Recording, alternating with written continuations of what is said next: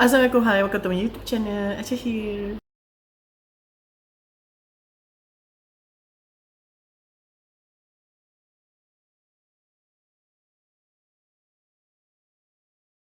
Video kali ni Acha nak ceritakan tentang kisah Nabi Zakaria alaihissalam dan juga Nabi Yahya alaihissalam. Acha gabungkan jadi satu. Nabi Zakaria alaihissalam ni telah disebut dalam Al-Quran dalam surah Al-Imran ayat 37 ke 41, surah Al-An'am ayat 85, surah Maryam ayat 2 ke 11, surah Al-Anbiya ayat 89 ke 90. Nabi Zakaria alaihissalam ni dia berdoa tak berhenti dekat Allah Subhanahu Wa Taala untuk dikurniakan seorang anak, seorang putera. Jadi Allah perkenankan doa Nabi Zakaria alaihissalam ni, dia dapat seorang anak lelaki iaitu Nabi Yahya alaihissalam ni pada dia umur 90 tahun, dan isteri Nabi Zakaria alaihissalam dikatakan mandul. Tapi sebab kuasa Allah Subhanahu Wa Taala ni tak ada yang mustahil, jadi dia menjadi satu keajaiban bila lahirnya Nabi Yahya alaihissalam. Okey, ada dua pendapat yang Acha jumpa dalam buku yang mengatakan Nabi Zakaria alaihissalam ni berkahwin dengan mak saudara Maryam. Kira Nabi Zakaria alaihissalam ni boleh dikatakan pakcik kepada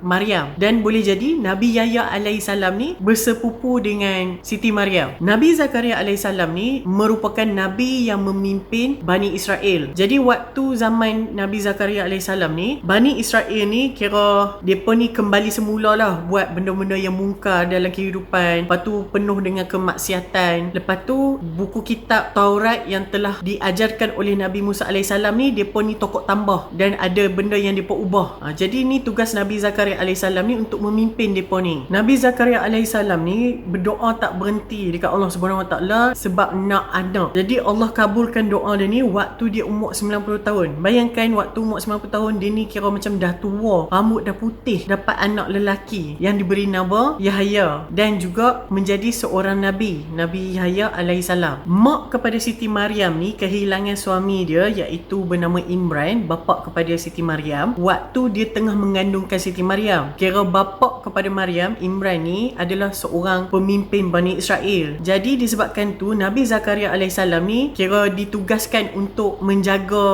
Siti Maryam. Waktu ni kira ramai nak jaga Siti Maryam ni, tapi by undian Nabi Zakaria alaihissalam ni lah yang jaga Maryam. Dan waktu Nabi Zakaria alaihissalam jaga Maryam ni, banyak benda-benda yang pelik jadi. Pelik tu bukanlah pelik macam pelik, dia pelik yang macam kebaikan. Satu wonders yang berlaku. Siti Maryam ni adalah seorang wanita yang beriman. Jadi Nabi Zakaria alaihissalam ni bila dia pergi jumpa Maryam ni, rasa kasih sayang Nabi Zakaria alaihissalam ni bertukar menjadi hormat kepada Siti Maryam alaihissalam ni, di mana bila dia dapat tahu kata Siti Maryam ni akan menjadi seorang wanita yang menjadi pilihan Allah untuk sesuatu kedudukan dan peranan yang besar satu hari nanti. Pada satu hari waktu Nabi Zakaria alaihissalam ni dia pergi melawat Siti Maryam macam biasa. Waktu ni kira macam Siti Maryam ni tengah berzikir, tengah bersujud kepada Allah Subhanahu Wa Taala, kira tengah beribadah. Lepas tu dia nampak dekat mihrab Siti Maryam ni penuh dengan buah-buah yang mewah. Lepas tu pada waktu tu adalah musim panas, kira banyaklah buah-buah yang dah kering, tapi yang ada dekat mihrab Siti Maryam ni buah-buah tu mewah. Lepas tu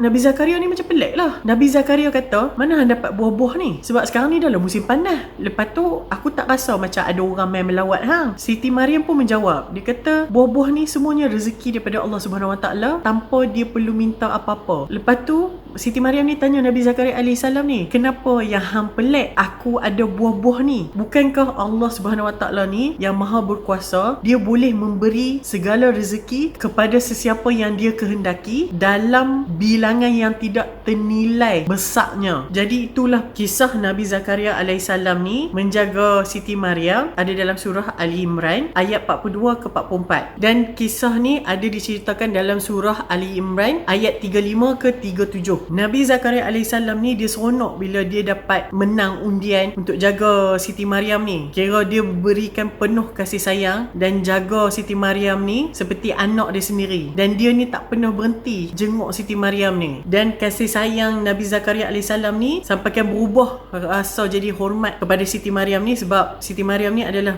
wanita solehah yang menjadi pilihan Allah Subhanahu Wa Taala untuk melahirkan seorang nabi yang besar iaitu Nabi Isa alaihissalam. Cerita Nabi Zakaria Zakaria alaihissalam ni banyak pada part yang di mana dia jaga Siti Maryam waktu Siti Maryam ni kecil sampailah besar. Nabi Zakaria alaihissalam ni antara pemimpin Bani Israel yang dihormati. Kisah Nabi Yahya alaihissalam, walaupun Nabi Yahya alaihissalam ni dilahirkan dengan seorang bapa yang dah umur 90 tahun dan mak pun umur yang tua, tapi Nabi Yahya alaihissalam ni dilahirkan dengan sempurna, tak ada cacat celah. Dan Nabi Yahya alaihissalam ni membesar menjadi seorang yang berilmu dan orang yang menghafal kitab Taurat. Nabi Yahya alaihissalam ni mengikut jejak Nabi Zakaria alaihissalam, bapa dia, di mana dia ni memang seorang yang beriman dan sentiasa bersujud kepada Allah Subhanahu Taala, sampaikan dia ni sanggup berlapak, sampaikan dia ni menjadi kuih kering sebab fokus dengan ibadat dia. Dan Nabi Yahya alaihissalam ni memimpin juga kaum Bani Israel ni untuk ke jalan yang benar. Nabi Yahya alaihissalam ni kira seorang yang cerdik, dia memang pandai sejak dia daripada muda lagi, dan dia ni bukanlah seorang yang sombong dan sentiasa berbakti kepada ibu bapa dia. Nabi Yahya alaihissalam ni dia kira terror bab hukum hakam kitab Taurat, sampaikan dia ni macam menjadi rujukan untuk orang bertanya apa yang tentang ajaran Nabi Musa alaihissalam ni.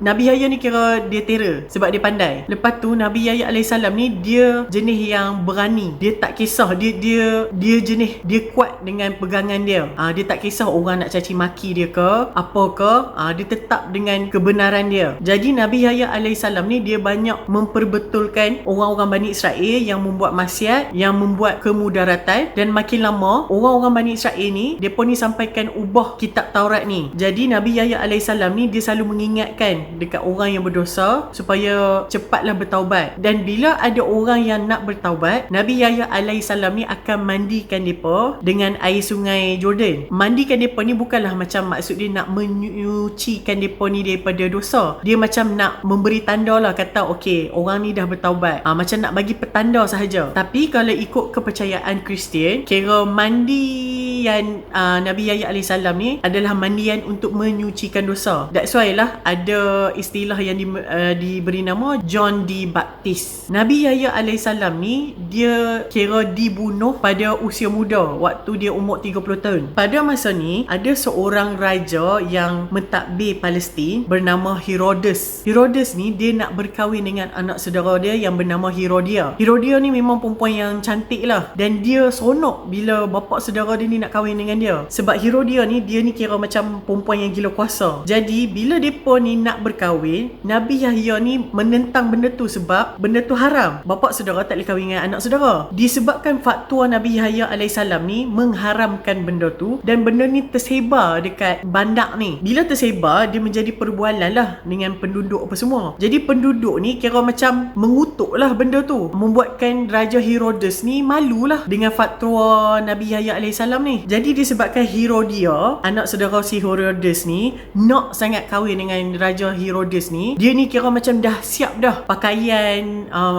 makanan apa semualah untuk majlis perkahwinan dia. Tapi dia takut disebabkan fatwa Nabi Yahya alaihissalam ni, Herodes ni tak mau kahwin dengan dia. Jadi Herodia ni dia menggunakan kecantikan dia, dia pakai pakaian cantik, kononnya nak pergi goda lah Nabi Yahya alaihissalam ni untuk ubah balik fatwa dia. Tapi Nabi Yahya alaihissalam ni seorang Nabi yang sangat beriman, dia tak tergoda sikit pun dengan godaan si Herodia ni. Lepas tu si Herodia ni dia sakit hati dengan benda tu. Herodia ni pergi jumpa pula Raja Herodes. Raja Herodes ni duk gilakan si Herodia ni sangat-sangat, duk suka sangat dengan ni sangat-sangat. Jadi bila dia tengok Herodia ni, dia macam orang yang dilamun cinta, yang macam orang yang bengong. Jadi orang yang dilamun cinta, orang yang buta. Jadi Raja Herodes ni dia kata lah, kenapa Herodia, kenapa sayangku, kenapa mai jumpa aku ni, nak minta apa, minta lah, minta tanpa ragu-ragu, aku akan tunaikan segalanya demi cinta kita, macam tu. Jadi Herodia ni pun dia habaq lah, dia kata dia ada satu permintaan sahaja, di mana dia nak kepala Nabi Yahya alaihissalam, sebab Nabi Yahya alaihissalam ni lah punca yang kita ni tak boleh berkahwin.